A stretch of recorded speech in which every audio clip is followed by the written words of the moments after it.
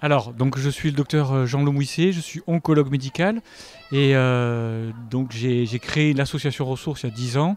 Ça a évolué pour la création de ce centre Ressources il y a 1 an.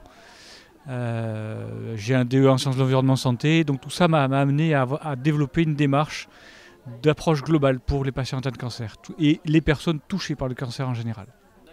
C'est créer un lieu qui permette vraiment aux personnes de devenir acteurs de leur santé. Notre principe ici, notre phrase clé, c'est du cancer vers la santé. Donc quand on dit on n'est pas dans un lieu de traitement du cancer, on est dans un lieu où on va essayer d'optimiser la santé de la personne sur tous les plans. Sur un plan physique, sur un plan émotionnel, social, psychologique et existentiel. Donc 2 grandes pôles. Un pôle mieux-être avec 60 bénévoles qui proposent des activités diverses et variées, tout ce que vous pouvez imaginer, esthétique, ostéopathie, réflexologie plantaire, pratiquement tout ce que vous pouvez imaginer comme technique de soutien. Et puis tout ceci permet un réconfort, une confiance qui amène beaucoup de personnes à accepter de participer au programme d'accompagnement thérapeutique, où là, il y a une vraie vocation thérapeutique, puisque cette technique-là, elle permet non seulement de transformer sur un plan psychique les problèmes psychologiques entraînés par le cancer et le stress post-traumatique créé par l'annonce du cancer, mais ça permet aussi d'augmenter les taux de guérison. On réduit les risques de récidive et chez les personnes qui sont en maladie métastatique, ça augmente les chances d'efficacité des traitements et des mises en rémission. Je crois que c'était surtout une grande fête, essentiellement. On ne va pas aller plus loin, c'est vraiment un rassemblement. Pour les patients, c'est toujours un moment de vie où ils sont dans la vie sociale tous ensemble. Et là, il y avait des enfants, des adultes, des hommes, des femmes. Pourtant, c'était le cancer du sein.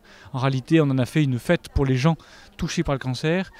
On a pu faire des conférences pour montrer l'importance du sport et à quel point c'était une technique pour tout le monde, à tout stade de la maladie, en prévention de récidive, en prévention tout court, et pour aider les gens aussi à mieux vivre la maladie, à lutter contre la fatigue.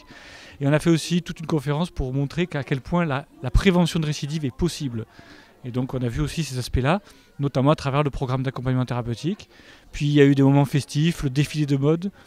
C'est magnifique puisque des femmes touchées par la maladie, qui ont été malades ou qui sont malades, osent se montrer qu'elles sont vivantes, malgré la maladie.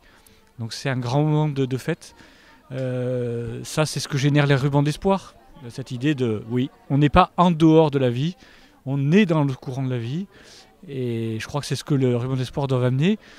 Le centre est un lieu de ralliement. On a pu faire aussi une grande chaîne humaine qui représentait les rubans de l'espoir.